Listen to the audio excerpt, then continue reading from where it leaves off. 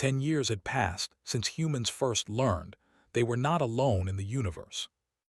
Admiral Samuel Drake stood on the bridge of the Indomitable, the largest warship humanity had ever built. It was over 2 kilometers long, carrying 3,000 crew members. Behind it stretched a fleet of more than 500 ships, each one built for the single purpose of defending Earth. The final battle had begun 6 hours ago. The Dominion had come with everything they had left, over 12,000 vessels in a single massive fleet. After a decade of warfare across 100 star systems, they had decided to end this conflict once and for all. They would destroy Earth and crush this stubborn species that refused to accept defeat. Drake had gray in his hair now and lines on his face that had not been there 10 years ago. He had fought in dozens of battles since the war began. He had watched friends die and celebrated impossible victories. He had seen humanity grow from a frightened species facing extinction into a force that made the Dominion hesitate. But this was the moment everything depended on. If they lost here, there would be nothing left to protect. Commander stood beside him, watching the tactical display that showed thousands of ships moving in complex patterns. She was 50 years old now, her black hair completely white from stress and age.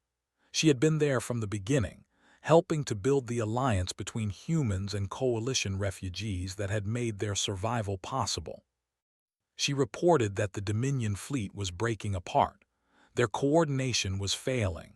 The ships were still firing, still fighting, but they were no longer moving as one. Drake allowed himself a small smile. The network disruption had worked.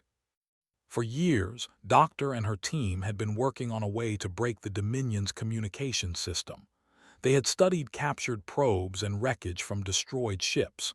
They had analyzed the signals that linked the enemy vessels together. And finally, they had found a weakness. Lieutenant Commander Jennifer Hayes had led the team that infiltrated the Dominion command ship. She was 35 years old, an expert in electronic warfare who had volunteered for what everyone knew was probably a suicide mission. Her small ship had slipped through the battle chaos, using stealth technology that had been improved over 10 years of war. Her team had uploaded a virus into the Dominion network, spreading it to every ship in the fleet. Now the enemy was blind. Their greatest strength, the ability to coordinate thousands of ships as if they were one organism, had become their weakness. Each vessel was fighting alone, unable to communicate with the others, unable to receive commands from their central intelligence. Drake gave the order to attack.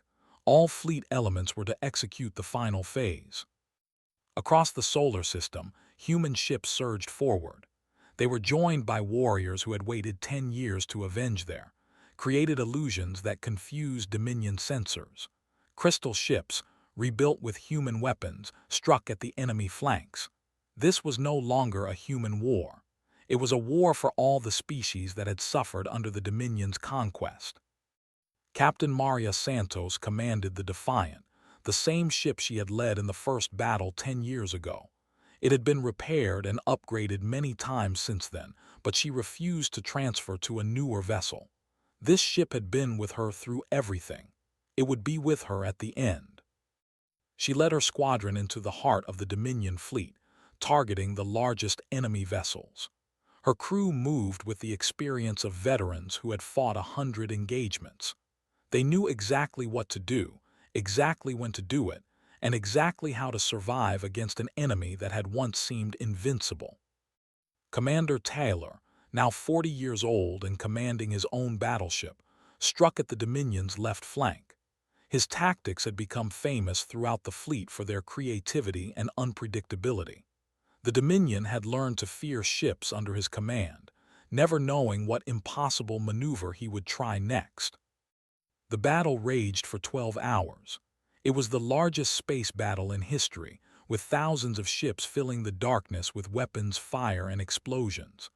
The Dominion fought with all the ferocity that had destroyed the coalition. But they were fighting blind, each ship isolated from the others, unable to coordinate their attacks. Slowly, inevitably, they began to lose. Human losses were terrible. 200 ships were destroyed. Over 50,000 people died in the cold void of space. But for every human ship that fell, 20 Dominion vessels were destroyed. The Black Fleet that had seemed endless was shrinking, breaking apart, dying. As the battle entered its final hours, the surviving Dominion ships tried to retreat. Fewer than 300 remained of the original 12,000. They turned away from Earth and ran toward the outer edges of the solar system, heading for the darkness between stars. Drake ordered his fleet to let them go. They were broken. They would never threaten the galaxy again. Oran stood beside the admiral as the last Dominion ships disappeared. The former Coalition admiral looked different now, his crystalline skin marked with the scars of battles he had fought alongside his human allies. He had never expected to see this day. He had never believed it was possible. He asked Drake how humans had done it. The Coalition had tried for 12,000 years to build a civilization that could withstand any threat. They had failed. Humans had done it in 10 years. Drake was quiet for a moment. He thought about all the people who had died in this war. He thought about the sacrifices, the losses, the endless nights of planning and preparing. He thought about the stubborn refusal to accept defeat that had carried humanity through impossible odds. He said that humans were not better than the Coalition species. They were just different. Where the Coalition had built walls, humans had built weapons. Where the Coalition had sought peace, humans had prepared for war. It was not something to be proud of. It was simply who they were. But then Drake said something else. He said that maybe now things could change. The threat was gone. The universe was safe. Perhaps humans could learn from the Coalition survivors, learn to build instead of destroy, learn to explore instead of conquer. He looked at Oran and smiled. He said that the Coalition had 12,000 years of civilization to teach them, and they had all the time in the universe to learn. Outside the observation window, the stars burned bright and eternal. The Dominion was defeated. The Coalition would be rebuilt, different this time, stronger, with humanity at its heart. The galaxy had been saved by a species that had only left there a century before, a species that had spent most of their existence fighting among themselves, a species that, when faced with impossible odds and certain destruction, had simply refused to accept either one. The aliens had called them primitive. They had called them children. They had said that humans could not possibly stand against an enemy that had destroyed civilizations lasting. They had been wrong. And now, as the fires of battle faded and peace returned to the stars, humanity looked out at a universe full of possibilities. They had proven what they could do when united by fear and necessity. Now they would discover what they could do when united by hope. The long war was over. The future was just beginning. 3 months passed at the Galactic Military Academy, and Molly Grant had not broken. This was a problem. General Vex had spent 60 years perfecting his methods. He knew exactly how to find the weakness in any species. He knew how much pressure to apply and when to apply it. His breaking protocol was famous throughout the galaxy. Military leaders from dozens of worlds had studied his techniques. Some called him a genius. Others called him a monster. Did not care what they called him. He cared only about results. And the results with this human girl were not acceptable. He had started with physical endurance training. This worked well on most species. Long runs, heavy lifting, obstacle courses that pushed bodies to their limits. Most recruits collapsed after a few hours. They would lie on the ground, gasping for air, begging for rest. This was the first step in breaking them down. Molly did not collapse. She finished every exercise, every run, every course. She was not fast, she was not graceful, but she simply would not stop. When her legs burned, she kept moving. When her lungs screamed for air, she breathed through it. When other recruits fell around her, she stepped over them and continued. Learned that humans were persistent predators on there. Their ancestors had hunted by chasing animals across vast distances. They did not need speed or strength. They just needed to keep moving while their prey grew tired. They could run for hours, days if necessary, until whatever they were chasing simply gave up and died from exhaustion. The concept was terrifying. Several instructors requested transfers after reading about it. The idea of a predator that never stopped, that would follow you forever until you collapsed, gave them nightmares. When physical training failed, tried sleep deprivation. This was effective on almost every species. Without rest, the mind began to break down. Hallucinations appeared. Decision-making became impossible. Most recruits started begging for sleep after 20 hours. The usually broke at 30. The rarely lasted past 40. Molly lasted 72 hours before showing any signs of fatigue. Even then, she did not beg. She did not cry. She simply grew quiet and focused. When finally allowed her to rest, she slept for 6 hours and woke up ready for more. Humans, it turned out, had evolved to stay awake for long periods. Their ancestors had needed to watch for predators through the night. They had learned to function without sleep in ways that other species could not match. Temperature exposure was next. Placed her in chambers that were freezing cold, then burning hot. Most species could only tolerate a narrow range of temperatures. Even small changes could cause severe discomfort. Molly sat through it all without complaint. Humans had colonized every climate zone on there. They lived in frozen tundras where the temperature dropped far below freezing. They lived in deserts where the heat could kill in hours. They had learned to adapt to anything. Tried isolation. He locked her in a dark room for days with no contact, no sound, no light. This broke most recruits quickly. Social species needed connection. Solitude drove them mad. When he opened the door after 5 days, Molly was doing push-ups in the darkness. She had been exercising to pass the time. He tried pain compliance techniques, pressure on nerve clusters, electric stimulation, stress positions held for hours. These methods had broken hardened warriors from species known for their toughness. Molly endured it all with a tight jaw and steady breathing. She did not scream. She did not cry. She did not ask for it to stop. If anything, the more pain applied, the more stubborn she became. There was a fire in her gray eyes that grew brighter with every session. Learned that humans had a concept called spite. When pushed, they did not always respond with logic or self-preservation. Sometimes they responded by refusing to give their tormentor the satisfaction of seeing them break. They would endure anything just to deny their enemy a victory. This was insane behavior by galactic standards.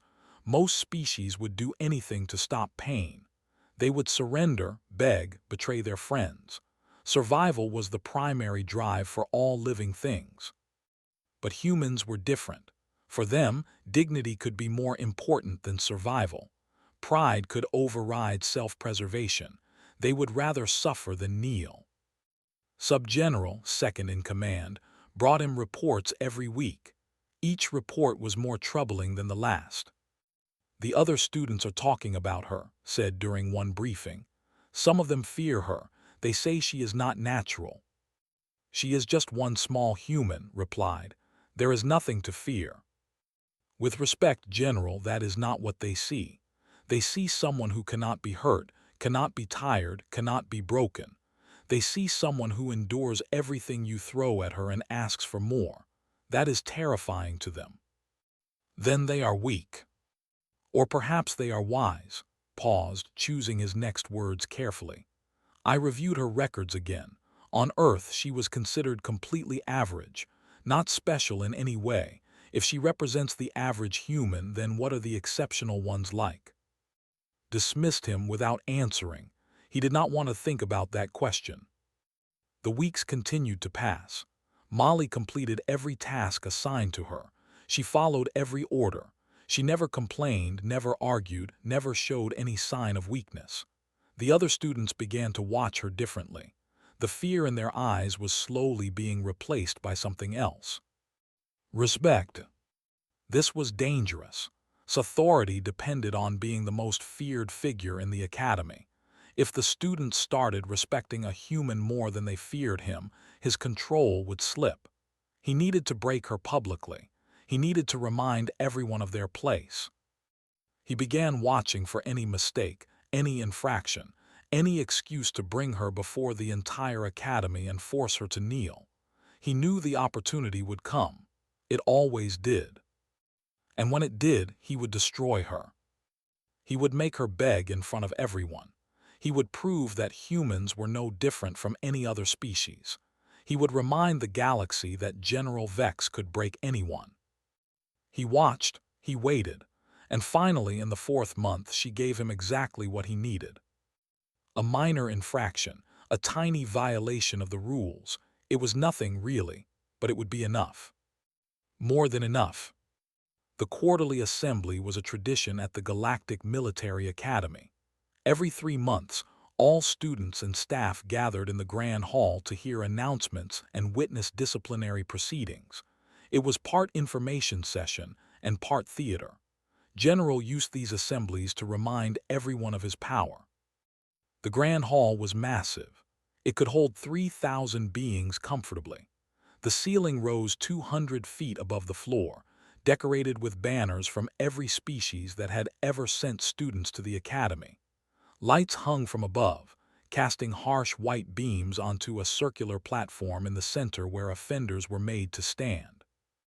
On this particular day, 2,000 students and 300 staff members filled the observation seats. They came from dozens of different worlds.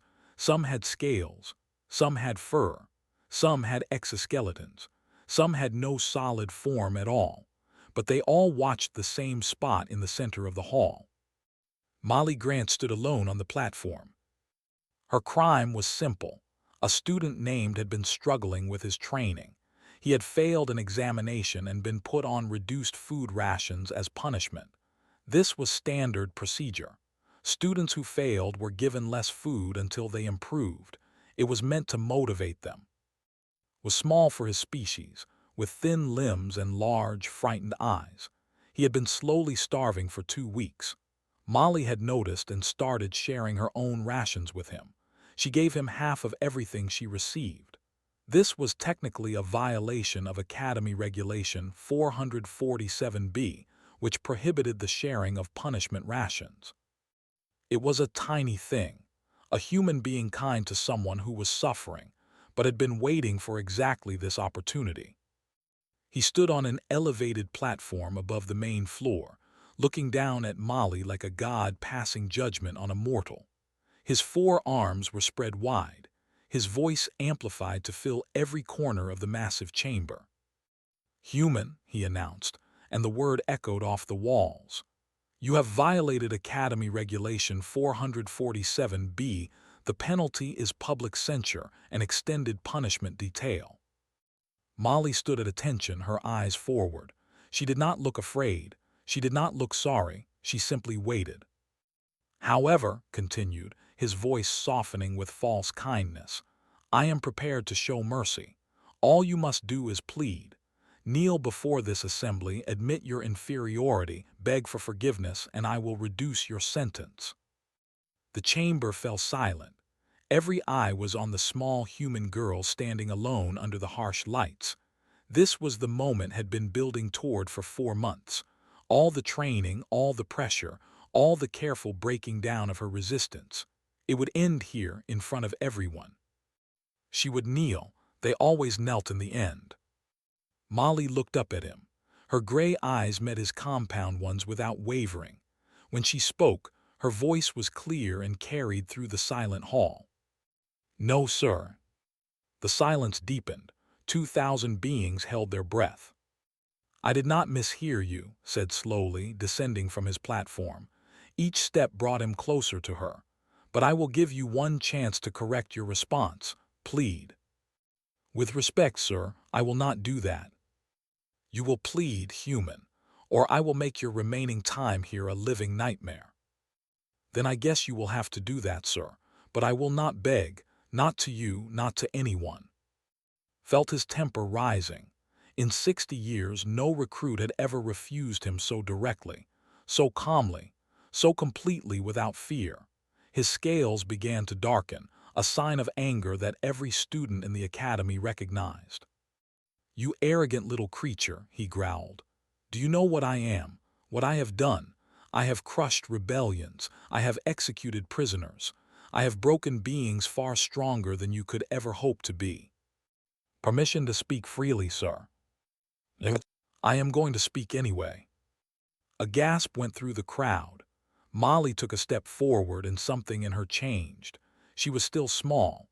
She was still just one human against the most powerful figure in the academy, but suddenly she did not look small anymore. She looked like something else entirely. "You want me to be afraid of you," she said. "You have spent 4 months trying to make me afraid, but here is the thing about humans, sir. We grew up on a world that tried to kill us every single day. We learned to eat the predators that hunted us. We tamed fire, split the atom, and walked on our moon before we had digital computers. Everything on our planet is poisonous, venomous, or has too many teeth, and we conquered it all anyway." She took another step forward, without thinking took a step back. "You think you are scary," Molly continued. Her voice was rising now, filling the hall with something that made scales shiver and fur stand on end. "You are a school principal with a power trip. I have worked Black Friday retail shifts. I have driven through Ohio winters. I watched my grandmother beat cancer 3 times before it finally took her, and she was smiling at the end because she knew she had made it hurt for every day it had her." The air in the chamber had changed.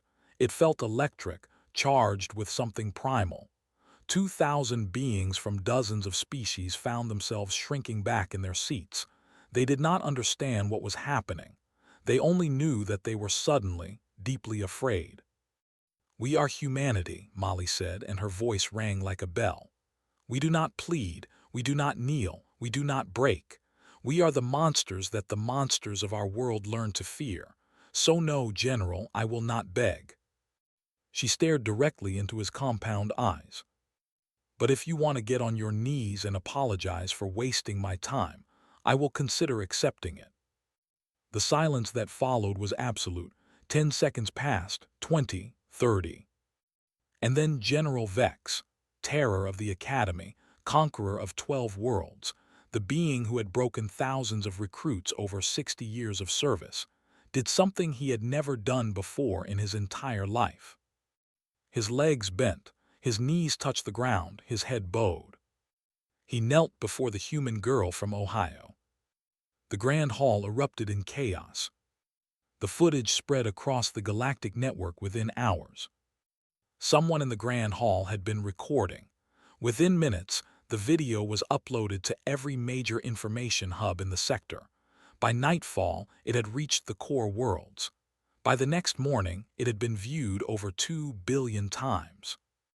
The image was striking. A tiny human girl, barely 5 feet tall, standing defiant under harsh lights. A massive general, 8 feet of muscle and scales and terror, kneeling before her with his head bowed. The contrast told a story that needed no translation.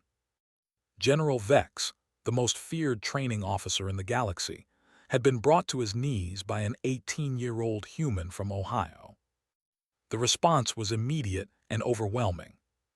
Students who had been terrified of for years suddenly found their voices. They started talking about his methods, his cruelty, his abuse of power. Former graduates came forward with testimonies about things they had witnessed and experienced. Stories that had been whispered in shadows were now being shouted in public forums. The Galactic Military Oversight Committee launched an investigation. Evidence was gathered. Witnesses were interviewed. The picture that emerged was damning. Had been operating unchecked for decades, breaking recruits in ways that went far beyond acceptable training methods.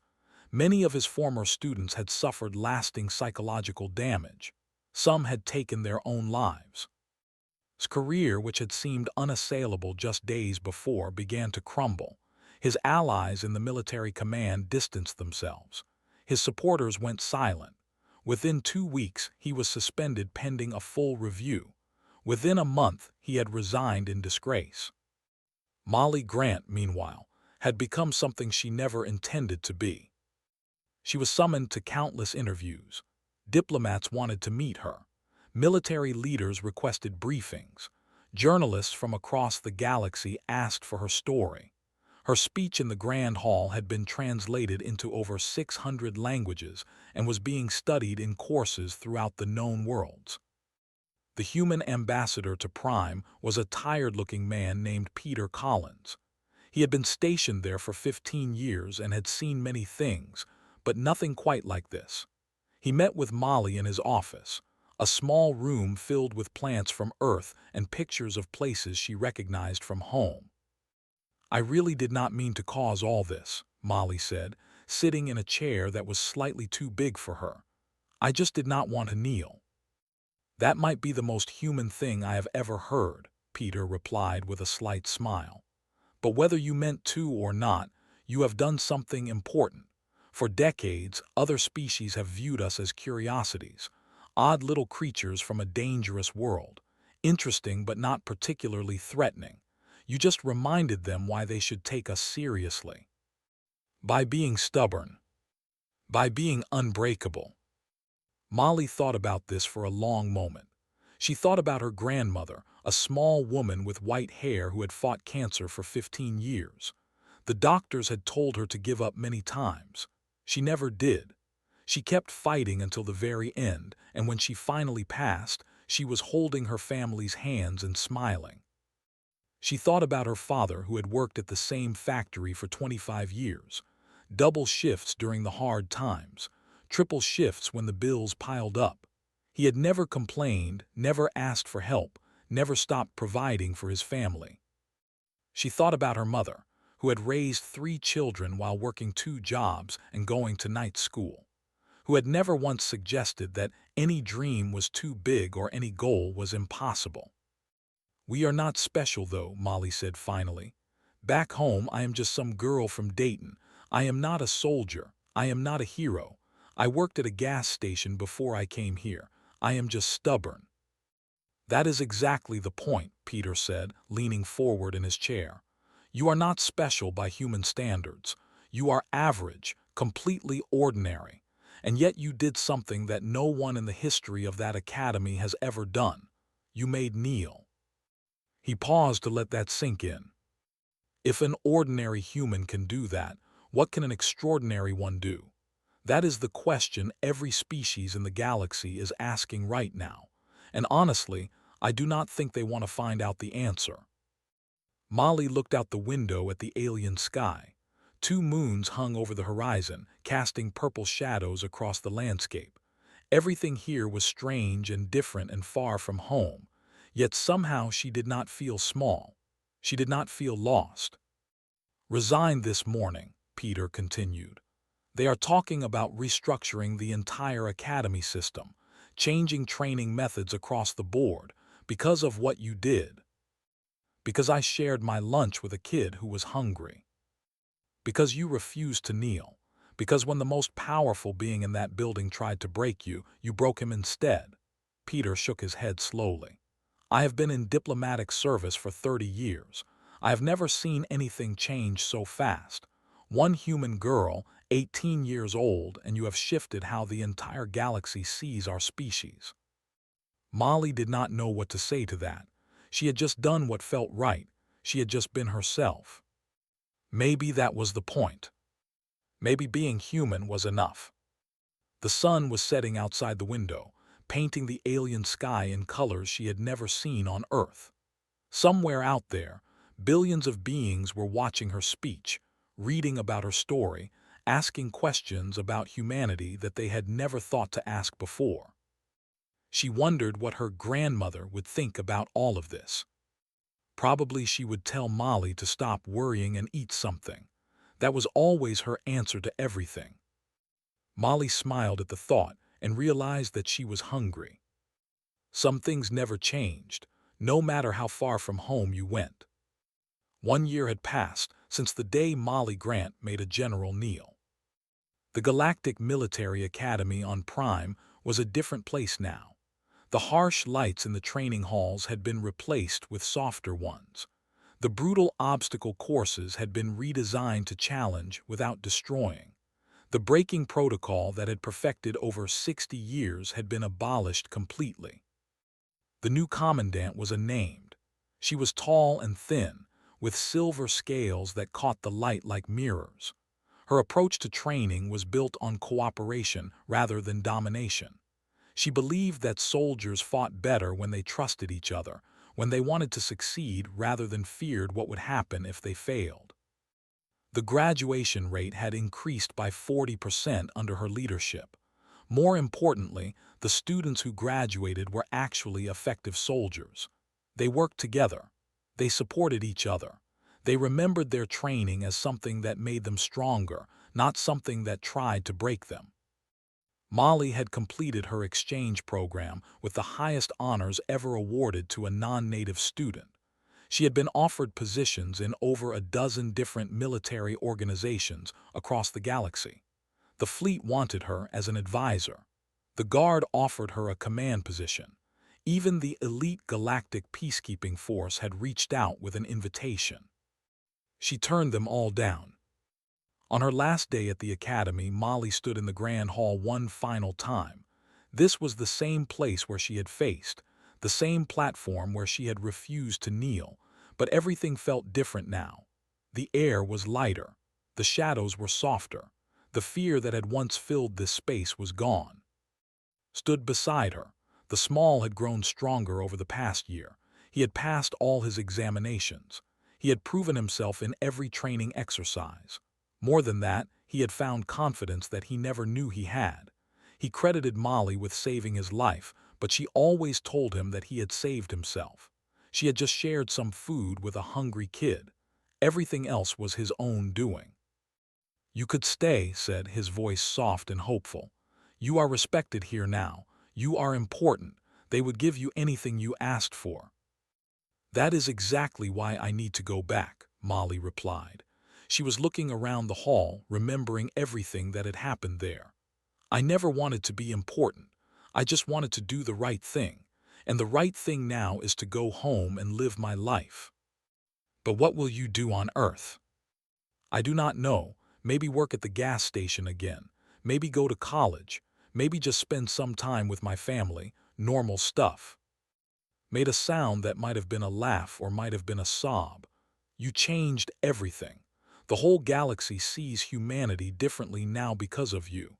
How can you go back to being normal after that?" Molly turned to face him directly.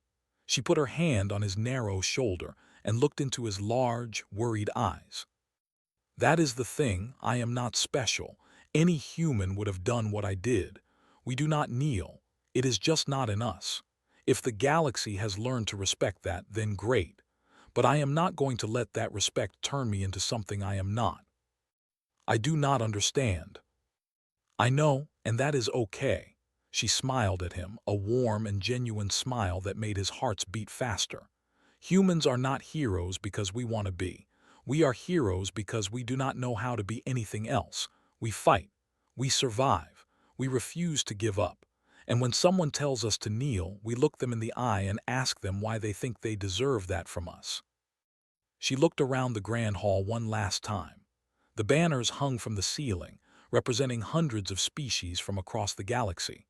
Somewhere among them, there was now a human banner, blue and green for Earth, with a single white star in the center. It had been added 3 months ago, after the Galactic Council voted to give humanity full membership status in the galactic community. That vote had passed unanimously. Every species had agreed. Not because they thought humans were harmless, but because they had learned that humans could not be ignored. "What will happen to the academy now?" Molly asked. "Commander says she wants to build something new," replied. "A training program based on respect instead of fear. She says your example showed her what was possible. She says if one human could change everything just by refusing to break, then maybe breaking was never the right approach to begin with." "She sounds smart." "She is, and she asks about you often. I think she wishes you would stay." Molly shook her head. The best thing I can do for this place is leave. If I stay, I become a symbol, a legend. People will look at me instead of looking at themselves. But if I go home and live a normal life, then the message is clear. I was never special. Any human could have done what I did. Any being could do it if they just decided not to kneel. The transport that would take her back to Earth was waiting on the landing pad outside. It was a small ship, built for comfort rather than speed. The journey would take 3 weeks. Molly was looking forward to the quiet. She hugged goodbye. He held on for a long time, not wanting to let go. When he finally stepped back, there were tears in his large eyes. "Will I ever see you again?" he asked. "Maybe. The galaxy is smaller than it used to be, and I hear Prime has excellent beaches. They are very cold. I am from Ohio. I can handle cold." She walked toward the exit, her footsteps echoing in the vast chamber. Behind her, 2,000 students from 300 different species watched her go. Some of them had been there on the day she faced. Others had only heard the stories. But they all knew who she was. They all knew what she had done. And every single one of them was thinking the same thing. Never tell a human to kneel, because they might just make you do it instead. Molly Grant stepped out of the grand hall and into the bright light of an alien sun. The transport was waiting. Home was calling. And somewhere back on Earth, her father was probably wondering if she wanted her old job at the gas station back. She probably did. Some things were worth going home for. The transport's engines hummed to life, and Molly settled into her seat by the window. As the ship rose into the sky, she looked down at the academy one last time. It looked different from up here. Smaller, less frightening. Just buildings and training grounds and beings trying to become something more than they were. She wished them well. Then she turned her face toward the stars and began the long journey home.